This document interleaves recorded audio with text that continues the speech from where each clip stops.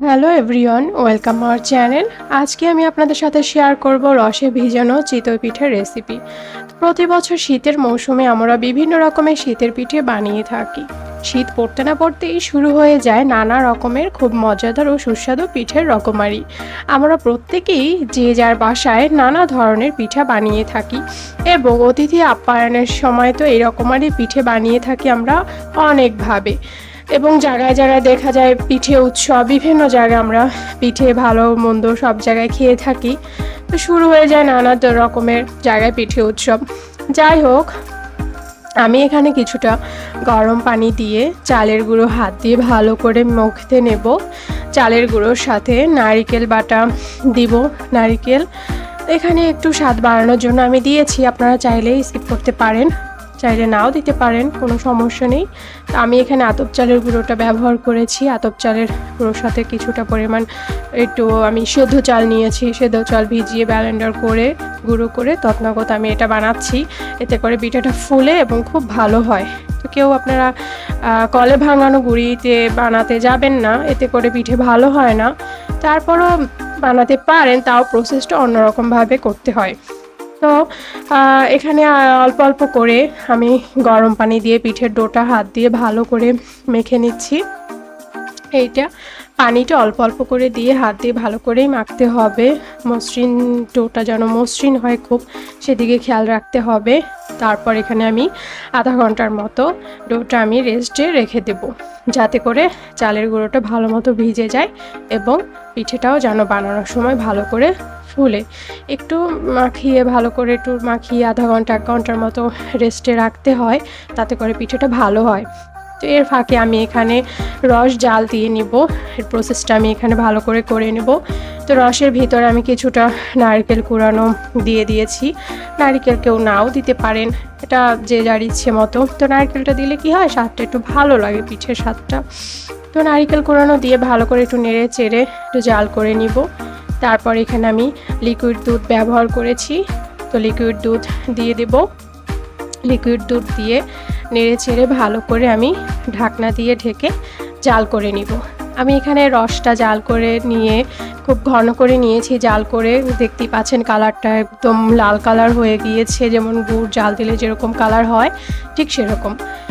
হয়তো এর মিষ্টি স্বাদটা বের হয় না। আমি এখানে কোনো এক্সট্রা চিনি ব্যবহার করিনি, যতটুকু মিষ্টি আমার ওই রসের মিষ্টিই হয়েছে। তো দুধ দিয়ে ভালো করে জাল দিয়ে সামান্য একটু লবণ দিয়ে দেব, বেশি দেওয়া যাবে না লবণটা, কারণ মিষ্টি জিনিসে লবণের পরিমাণটা বেশি হলে খেতে ভালো লাগে না। তো সামান্য একটু লবণ দিয়ে নেড়ে চেড়ে ঢাকনা দিয়ে ঢেকে আমি এটা বলক আসা অবধি অপেক্ষা করব। যতক্ষণ না পর্যন্ত বলক না আসে ততক্ষণ পর্যন্ত আমি জাল দিতে থাকবো। জাল দিলে এবং উতলানো অবধি আমি অপেক্ষা করব। তো উতলিয়ে গেলে আমি এটা নামিয়ে ফেলবো। তো অন্য পাশে আমি পিঠের সাজ গরম করে রেখেছি। তো পিঠের সাজ গরম করে একটা ব্রাশ দিয়ে আমি সুন্দর করে পিঠের সাজের এইগুলো আমি মুছে নিচ্ছি। একটু হালকা পানি বা তেলের ছিটে দিয়ে মুছে নেবেন। কাপড় দিয়ে মুছে অল্প অল্প করে পিঠের সাজে আমি ডো দিয়ে দিচ্ছি। পিঠের সাজে ডো বেশি পরিমাণ দেওয়া যাবে না, একটু স্পেস রাখতে হবে যাতে ফুলে স্পেসটা ভরে যায়। সেই আন্দাজ মতো আমি পিঠের ডোটা দিয়ে দেব। পিঠের ডো দেওয়ার পর সুন্দর করে আমি ঢাকনা দিয়ে ঢেকে মিনিট 5 এটা ওয়েট করব। পিঠাটা হওয়ার জন্য একটু সময় লাগবে, তাই আমি একটু ওয়েট করব। তো 5 মিনিট পর ঢাকনা উঠিয়ে দেখবেন কি সুন্দর পিঠেগুলো ফুলে গিয়েছে। পিঠেগুলো এভাবে আমি একটা চাকুর সাহায্যে পিঠেগুলো উঠিয়ে নিব।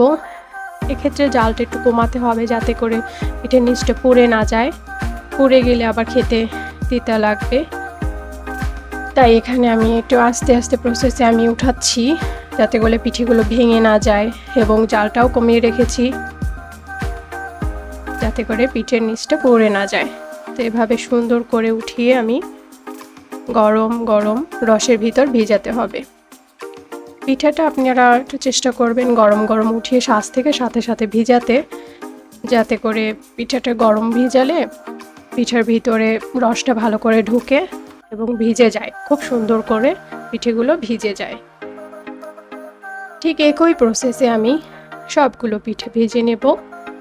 পিঠে ভাজার সময় জালটা একটু বাড়িয়ে দিবেন, হওয়া অবধি জালটা বাড়ানোই থাকবে, কিন্তু যখন ঢাকনা উঠিয়ে পিঠেগুলো উঠাতে যাবেন তখন চুলার জালটা একটু কমিয়ে রাখতে হবে।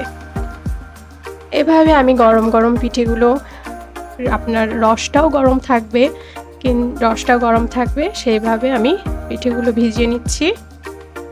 এইভাবে প্রত্যেকটা পিঠে বানিয়ে একই প্রসেসে আমি রসের ভিতর ভিজিয়ে নেব। তারপর দেখবেন ঢাকনা দিয়ে ঢেকে দিব। তো এরপর দেখবেন পিঠেগুলো কিছুক্ষণ পর পিঠেগুলো খুব সুন্দর মতো ভিজে গিয়েছে, খুব সুন্দর মতো ভিজে গিয়েছে। তো ঠান্ডা হলে, গরম গরম পিঠেগুলো ঠান্ডা হলে পরিবার সকলকে নিয়ে উপভোগ করুন মজাদার ও সুস্বাদু চিতই পিঠে। Thank you so much.